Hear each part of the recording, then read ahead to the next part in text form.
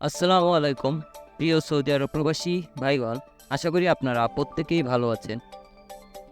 আজকের খবরে আলোচনায় রয়েছে সৌদি প্রবাসীদের জন্য সুখবর।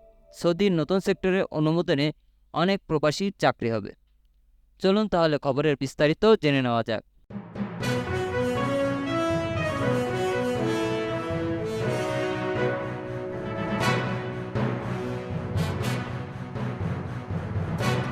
সৌদি আরবে অর্থনৈতিক কর্মকাণ্ডে আবারও পুনরায় গতি ফিরছে।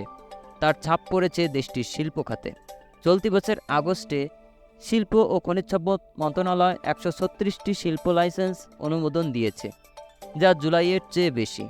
জুলাইয়ে অনুমোদন সংখ্যা ছিল 104টি। খবর আরব নিউজ পত্রিকার।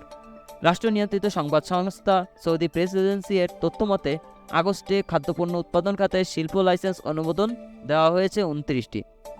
এছাড়া অধাতু শিল্প খাতে 21টি, রাবার ও প্লাস্টিক খাতে 15টি এবং কাগজ উৎপাদন খাতে 12টি প্রতিষ্ঠান অনুমোদন পেয়েছে।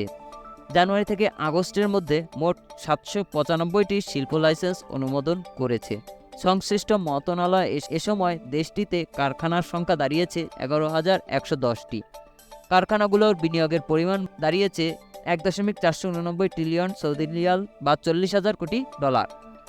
অনুমোদনকৃত লাইসেন্সের উল্লেখযোগ্য অংশ দেশীয় প্রতিষ্ঠানকে দেওয়া হয়েছে। মোট ইস্যুকৃত লাইসেন্সের 76.47% পেয়েছে দেশীয় কোম্পানিগুলো, আর বিদেশি প্রতিষ্ঠান ও যৌথ বিনিয়োগের সংস্থাগুলো পেয়েছে যথাক্রমে 16.18% এবং 7.35%।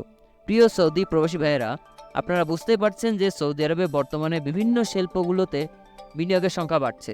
এতে করে আমাদের প্রবাসী যারা কিনা বিভিন্ন সেক্টরে কাজ করছে তাদের কিন্তু কপাল খুলবে। আস্তে আস্তে প্রচুর পরিমাণ প্রবাসী কাজ পাবে, আর এতে করে নতুন নতুন সেক্টরে আমাদের প্রবাসীদের কাজের অবস্থা হবে। এটা কিন্তু আমরা হলফ করেই বলতে পারছি।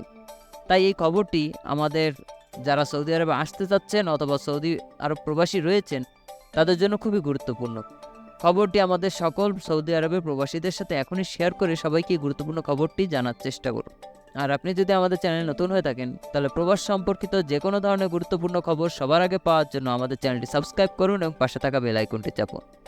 ধন্যবাদ সবাইকে। ভালো থাকবেন, সুস্থ থাকবেন। আল্লাহ হাফেজ।